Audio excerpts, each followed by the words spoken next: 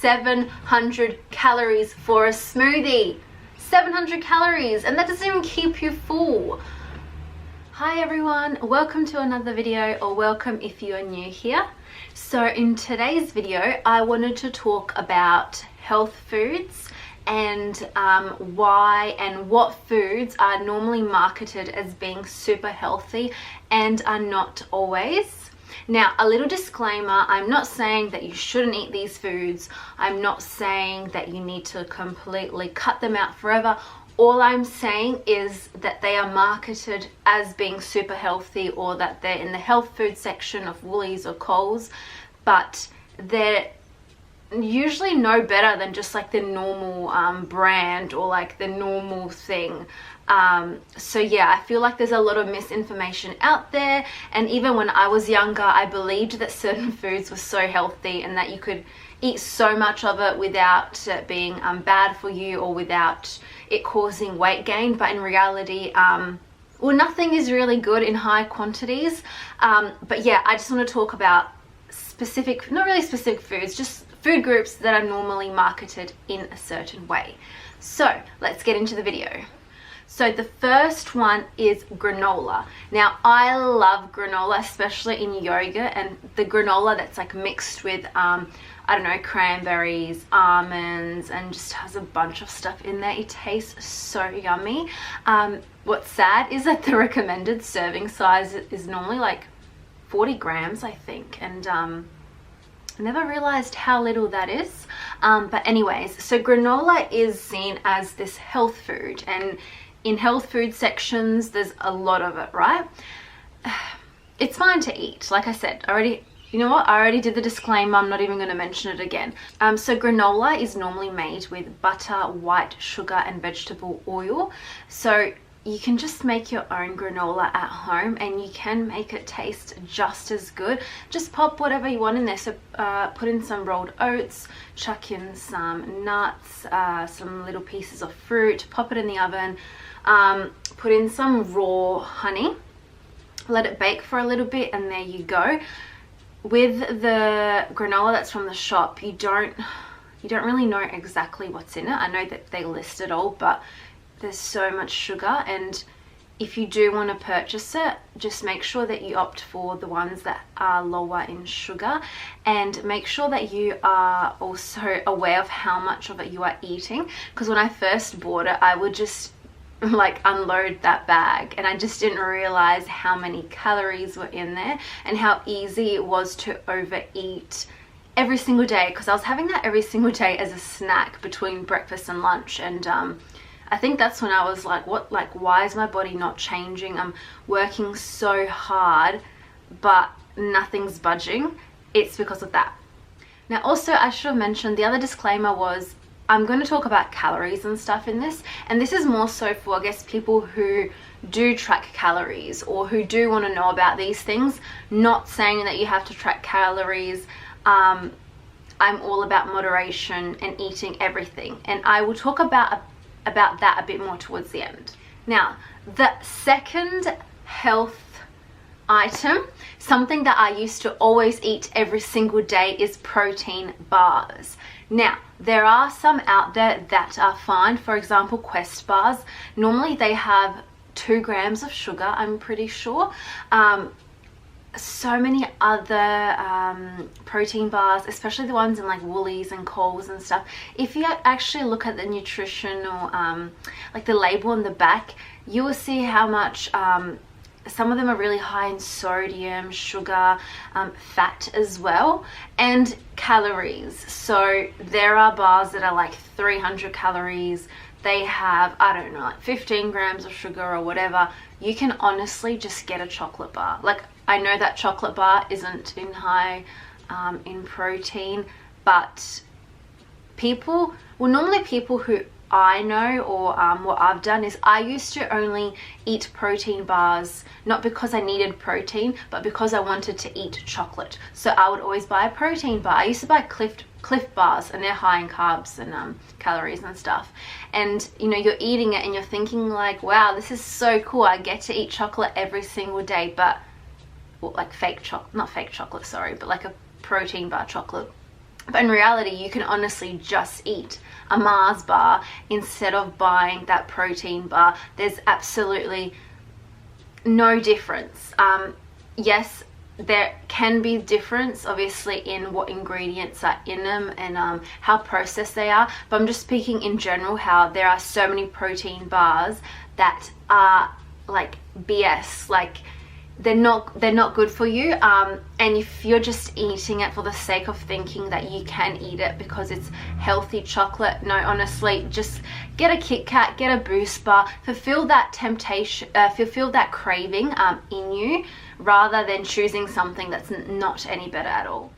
Now this third one, I'm so not sad about this, but this is my favorite food in the whole, second favorite, acai bowls. I love acai bowls, and I don't know anyone who does not like acai bowls. And I think, when was it, like a year or two ago, I had it like all the time, and I don't know about anyone else, but they do not fill me up. Like after an hour I am starving, so high in sugar, especially when you go to a cafe and, like, I know this is so delicious, but they chuck on lots of granola, peanut butter, fruit, nuts, coconut, and then honey on top. Like, it's honestly so amazing during summer. But one, it's not going to fill you for that long. Two, you've got about 700 calories in them, like easily. And 700 calories is like almost half of like a female's daily intake, like depending on your height and all of that and your weight and age. But yeah, that's a lot. So it's so easy to get an acai bowl just as a snack, because I used to get them at work, and I used to have my lunch, and obviously I have had breakfast and I'm coming home to then eat dinner. I could have overeaten by easily like almost 1,000 calories just because of that. I try and now have that more so for like social events when I'm catching up with someone, rather than just getting it because I'm bored. They are delicious, and though, don't get me wrong, there are actually good ingredients in there. There are antioxidants in there, but I'm just saying, when they load it up with the toppings, that's when it makes it less healthier. Still healthier than some options, but obviously, like, if you compare, this is another topic. I don't want to get off track. Like, I've seen on Instagram posts of acai bowls and then a Hungry Jack's or a Macca's meal. You literally can't really compare the two. I get this has sugar in it, but the acai bowl has ingredients in there that are good for you. Yes, there are benefits of nuts, there are benefits of berries, there are benefits of the actual antioxidants in these foods. What are the benefits in a big McDonald's meal? Like, okay, the calories are exactly the same, but I will always stand by it. The acai bowl is healthier for you internally. If you're just going based on calories, fair enough. But if you're thinking about ingredients, then the acai bowl is healthier.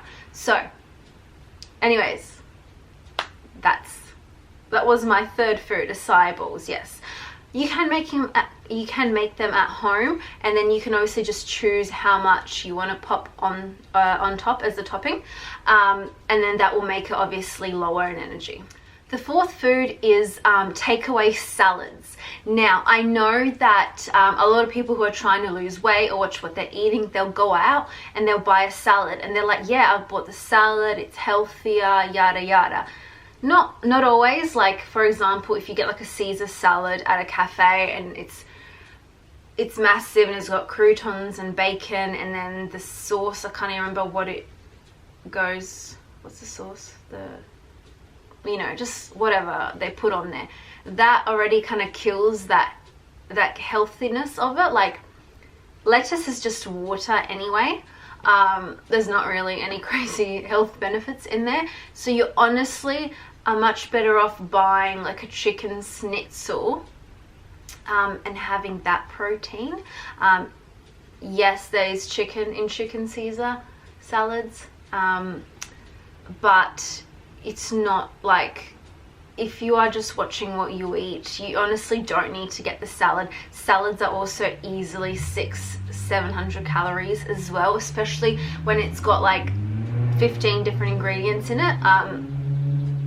You may as well just get the chicken schnitzel. It's honestly so close in energy, and also the chicken schnitzel will keep you longer than this bowl of water and sauce that just is not going to satisfy you long term. Now, number 5 is my favorite food, like in all time, and there's actually nothing wrong with it, and that's sushi. Sushi is healthier than Macca's and all of that, but I've heard people in the past say like, oh, I'm going to go out to sushi because I'm trying to be healthier. Yes, that's fine. But when you then go to, for example, like here we've got Sushi Train, and you eat 10 plates, and it's like tempura prawn or tempura chicken and all of these things, and it's got sauce on it, and it's got like the fried stuff on it. It's not healthier than like your regular cafe food. I believe it is healthier if you're picking like just your tuna and avocado, just your, you know, your normal rolls that's not loaded with like sauce on top. Obviously, soy sauce is very high in sodium, so you just need to be careful of how much you're consuming of that. So to summarize, sushi is healthier, but only specific sushi rolls. So don't go in with that mindset of oh, it's sushi, I can eat how much I want, I can eat whichever plate I want because it's healthier. Energy, very high. When I used to track calories, I think I counted that I ate over 1,000 calories one time at Sushi Train, and it was like 6-7 plates, and I was like, holy, like, that's literally like, what am I gonna eat for dinner now? Like, so yeah, if you're obviously, this is all talking, I'm speaking in terms of if you have goals of like weight loss, fat loss, toning, then I'm saying be careful of these foods that are seen as healthy. It's all fine in moderation, just not obviously in large quantities. Number 6 is smoothies, and these are things that I make almost every single day recently. I used to go out to these health cafes all the time and get peanut butter smoothies. They're my favorite. I still love them so much. Obviously, when like I didn't know much about nutrition, I'm like, yeah, this is healthy, it's got banana, peanut butter's healthy, blah blah blah. I'm like, dates are healthy. And then I started making these smoothies at home. Popped them in my Fitness Pal. What do you know? 700 calories for a smoothie. 700 calories, and that doesn't even keep you full. And you know what it is in there? The peanut butter, the dates, the syrup. What else? What else was in it? I can't remember what else. I used to put like a handful of dates in there, and that's just sugar, like so much sugar. So when you're eating out and you're choosing a smoothie with your meal and you're like, yep, I'm healthy, I've got this, I don't know, poke bowl, this peanut butter smoothie, I'm healthy, like, look, those two things together is like 1,300 calories. Like, yeah, crazy. But I make smoothies at home now. I'm also, if I go out, I'll just have a smoothie as like a little snack. Little, not really little, but it will never be like something that I buy with food, just because, yeah, it's just, all depends on your goals at the end of the day, okay? So the smoothies I'm making now, I make them with water. I use frozen banana, ice, and that will give it that volume. And then in terms of, I do put in a little bit of nut butter, or you can use that powdered one instead. I prefer the real deal, just tastes better.